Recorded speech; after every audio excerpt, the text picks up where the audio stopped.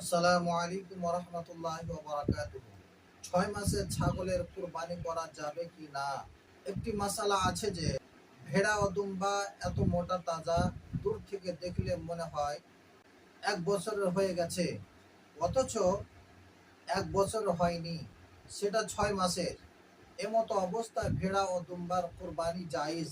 এই ভেড়া ও দুম্বাকে সামনে রেখে কিছু লোক মনে করে ৬ মাসের ছাগল বা ছাগি যদি এত মোটা তাজা হয়, দূর থেকে দেখলে মনে হয় যে ১ বছরের, তাহলে ছাগল বা ছাগির কোরবানি জায়েজ হয়ে যাবে। এটা একেবারে ভুল ধারণা, ভুল কথা। ছাগল বা ছাগির মধ্যে কমপক্ষে ১ বছর হওয়া জরুরি, তারপরে কোরবানি শুদ্ধ হবে। ছাগল বা ছাগির ১ বছরের কম বয়স হলে একেবারে কোরবানি করা জায়েজ হবে না। বাহারে শরিয়তের মধ্যে রয়েছে হিস্সা নম্বর ১৫, পেজ নম্বর ৩৪০, মাসআলা নম্বর ৩।